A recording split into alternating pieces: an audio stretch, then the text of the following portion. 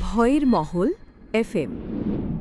শহরে চাকরি খুঁজতে এসে যে বাড়ির পাহারাদার হলাম, জানতাম না সেই বাড়িতে আমি একা নই। আপনি শুনছেন ভয়ের মহল এফএম। আমি প্রিয়া, আছি আপনাদের সাথে। বিশ্বাস করবেন কি করবেন না সেটা সম্পূর্ণ আপনার ব্যাপার, কারণ আজ যে ঘটনাটি শুনতে চলেছেন সেটি পাঠিয়েছেন আমাদের একজন শ্রোতা। তিনি বলেছেন, এই ঘটনার পর থেকে তিনি আর কোনোদিন রাতের চাকরি করার সাহস পাননি। তাহলে ঘরের আলোটা একটু কমিয়ে দিন, হেডফোনটা কানে লাগিয়ে নিন, আর চলুন শুরু করা যাক। আমার নাম রাকিব। 2 বছর আগে কাজের খোঁজে গ্রামের বাড়ি ছেড়ে শহরে এসেছিলাম। স্বপ্ন ছিল একটা ভালো চাকরি করব, পরিবারকে সাহায্য করব। কিন্তু শহরের জীবন যে এত কঠিন হবে সেটা তখন বুঝিনি। পকেটে ছিল মাত্র কয়েকশো টাকা, থাকার জন্য ঠিকমতো জায়গা নেই, চেনা জানা বলতে কেউ নেই। সকাল থেকে রাত পর্যন্ত রাস্তায় ঘুরেও কোনো কাজ পাচ্ছিলাম না। তৃতীয় দিনের বিকেলে একটা ছোট চায়ের দোকানে বসে চা খাচ্ছিলাম। মনে হচ্ছিল হয়তো এবার খালি হাতেই গ্রামে ফিরে যেতে হবে। ঠিক তখনই পাশের টেবিলে বসে থাকা এক ভদ্রলোক আমার দিকে তাকিয়ে বললেন, কাজ খুঁজছ? আমি একটু অবাক হয়ে বললাম, জি ভাই। লোকটি কিছুক্ষণ চুপ করে থেকে বললেন, একটা কাজ আছে, করবে? আমি দ্রুত বললাম, কি কাজ? লোকটি বললেন, একটা বাড়ি দেখাশোনা করতে হবে। বাড়ির মালিক বিদেশে থাকেন, শুধু বাড়িটা পরিষ্কার রাখা আর খেয়াল রাখা। মাসে ভালো টাকা দেবে, থাকা খাওয়ার চিন্তা নেই। আমি মনে মনে ভাবলাম, এত সহজে এমন একটা কাজ পাওয়া যায়? তারপরেও আর ভাবলাম না, কারণ তখন আমার কাছে একটা চাকরিই ছিল সবচেয়ে দরকার। সন্ধ্যের একটু আগে লোকটি আমাকে নিয়ে শহরের এক নির্জন এলাকার দিকে রওনা দিল। যত সামনে যাচ্ছিলাম ততই রাস্তা ফাঁকা হয়ে আসছিল। একসময় আমরা একটা বড় লোহার গেটের সামনে দাঁড়ালাম। গেটের ওপাশে ছিল একটা বিশাল 3 তলা বাড়ি। কিন্তু বাড়িটা দেখে আমার বুকের ভেতর কেমন যেন একটা অজানা ভয় তৈরি হলো। বাড়ির চারপাশে বড় বড় গাছ, জানালাগুলো বন্ধ, দেয়ালে শ্যাওলা জমে আছে। মনে হচ্ছিল বাড়িটা অনেক বছর ধরে মানুষের অপেক্ষায় আছে। লোকটি পকেট থেকে একটা পুরনো চাবি বের করে আমার হাতে দিল। তারপর বলল, এই বাড়িতে তুমি একাই থাকবে। আমি জিজ্ঞেস করলাম, মালিক কবে আসবেন? লোকটি বলল, অনেক সময় লাগবে। তারপর কিছুক্ষণ চুপ থেকে বলল, তবে একটা কথা মনে রাখবে। আমি তাকালাম। লোকটি ধীরে ধীরে বলল, রাত 12টার পর কখনো দ্বিতীয় তলায় যাবে না। আমি অবাক হয়ে বললাম, কেন? লোকটির মুখের হাসিটা হঠাৎ মিলিয়ে গেল। সে শুধু বলল, যা বললাম সেটা মেনে চলবে। এই কথা বলেই সে দ্রুত গেটের বাইরে চলে গেল। আমি একা দাঁড়িয়ে রইলাম সেই বিশাল বাড়ির সামনে। প্রথম রাত, সবকিছুই স্বাভাবিকই ছিল। আমি নিচতলার একটা ঘরে ঘুমানোর ব্যবস্থা করলাম। ঘড়ির কাঁটা যখন রাত 12টার দিকে গেল, হঠাৎ ওপর থেকে একটা শব্দ পেলাম, ধূপ। আমি চোখ খুললাম। আবার শব্দ হলো, ধাপ। মনে হলো কেউ যেন দ্বিতীয় তলায় হাঁটছে। আমি বিছানায় বসে পড়লাম। নিজেকে বোঝানোর চেষ্টা করলাম হয়তো কোনো প্রাণী হবে। কিন্তু কিছুক্ষণ পর শব্দটা আরও পরিষ্কার হলো, ধূপ ধাপ, ধূপ ধাপ। এটা কোনো প্রাণীর শব্দ নয়, এটা মানুষের পায়ের শব্দ। আমি ধীরে ধীরে দরজা খুলে বাইরে এলাম। সিঁড়ির দিকে তাকালাম। ওপরে অন্ধকার, শুধু একটা অদ্ভুত ঠান্ডা বাতাস নিচে নেমে আসছে। আমি কয়েক ধাপ উঠলাম। ঠিক তখনই দ্বিতীয় তলার সামনে পৌঁছানোর আগেই শব্দটা বন্ধ হয়ে গেল। চারদিকে নিস্তব্ধতা, এমন নীরবতা যেন পুরো বাড়ি আমার দিকে তাকিয়ে আছে। আমি আর সাহস করলাম না, দ্রুত নিচে নেমে এলাম। পরের দিন সকালে আমি পুরো বাড়ি ঘুরে দেখলাম। দ্বিতীয় তলায় গেলাম, কিন্তু অবাক হয়ে দেখলাম সেখানে শুধু ধুলোর আস্তরণ, কোথাও কোনো মানুষের পায়ের চিহ্ন নেই। আমি নিজেকেই বললাম, হয়তো আমার ভুল শুনেছি। কিন্তু সেই রাতেই বুঝলাম আমি ভুল শুনিনি। রাত 1টা বাজে। হঠাৎ আমার ঘুম ভেঙে গেল। কারণ আমি শুনতে পেলাম একজন মহিলার কান্নার শব্দ, খুব আস্তে, খুব কষ্টের কান্না। শব্দটা আসছে দ্বিতীয় তলার শেষ ঘর থেকে। আমি স্থির হয়ে গেলাম, কারণ সেই ঘরটাই ছিল যেখানে আমাকে যেতে নিষেধ করা হয়েছিল। কিন্তু কান্নার শব্দটা ধীরে ধীরে আরও কাছে আসছিল। আমি বাধ্য হয়ে সিঁড়ির দিকে এগিয়ে গেলাম। আমি ভয়ে দৌড়ে নিচে নেমে এলাম।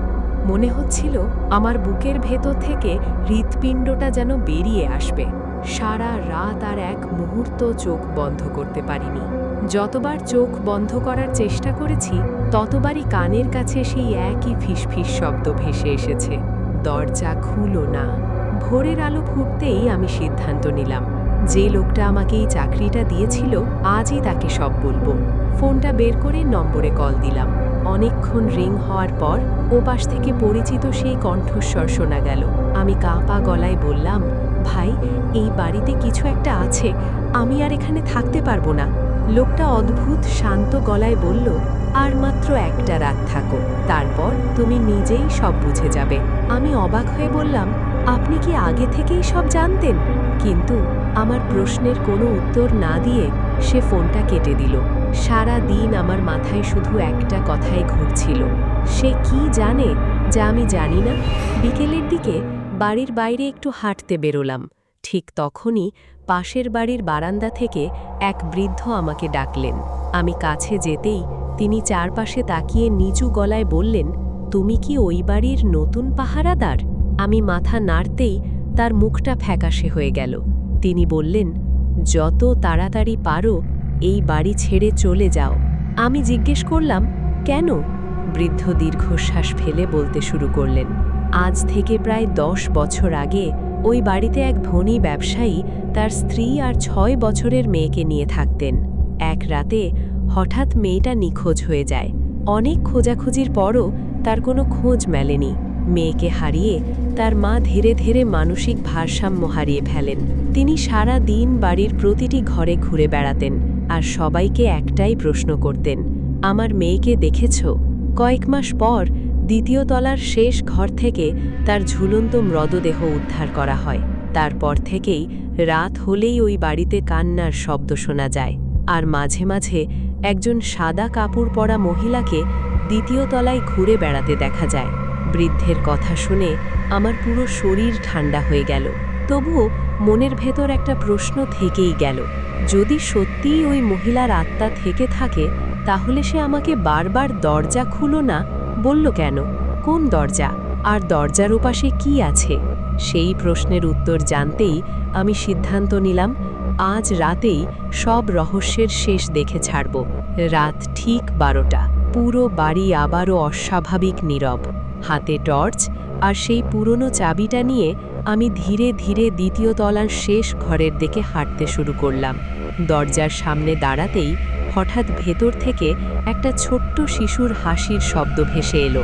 শিশুটার হাসির শব্দটা যেন পুরো দ্বিতীয় তলা জুড়ে প্রতিধ্বনিত হতে লাগলো। আমার হাত পা ঠান্ডা হয়ে গেল।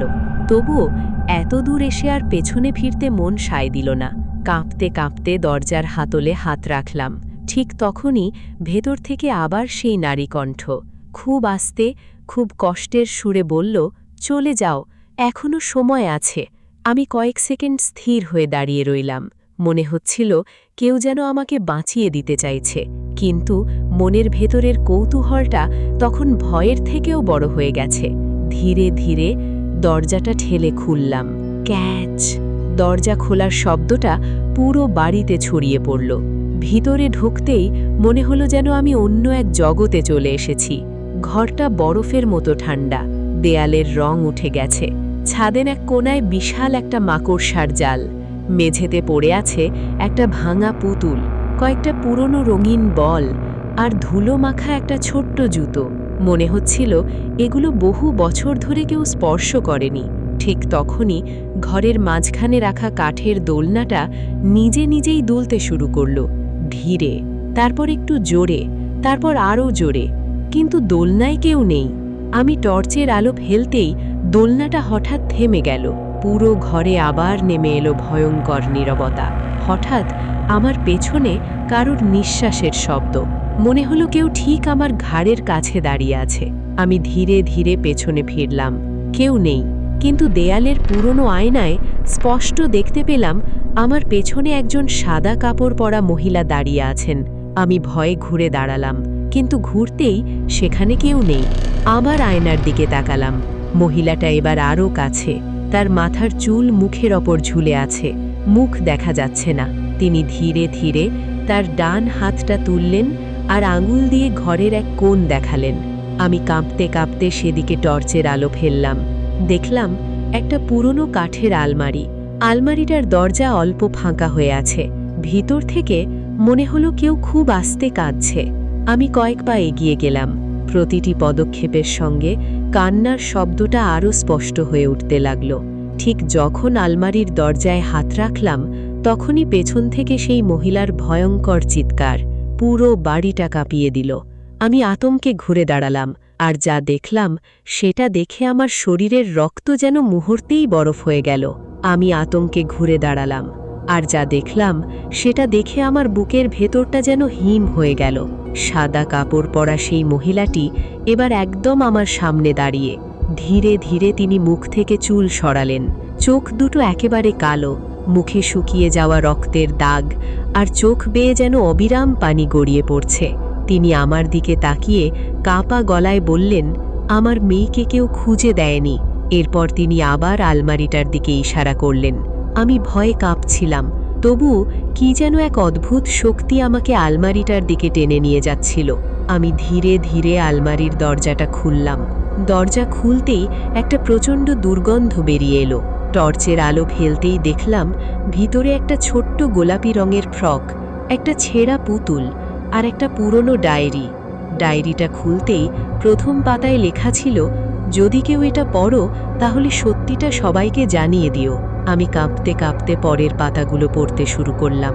সেখানে লেখা ছিল, মেয়েটা নিখোঁজ হয়নি, তাকে অপহরণ করেছিল বাড়িরই এক বিশ্বস্ত কর্মচারী। টাকার লোভে সে শিশুটিকে অন্যত্র বিক্রি করে দিয়েছিল, কিন্তু ভয়ে কাউকে কিছু বলেনি। সবাই ভেবেছিল মেয়েটা হারিয়ে গেছে, আর সেই শোক সহ্য করতে না পেরে তার মা নিজের জীবন শেষ করে দেন।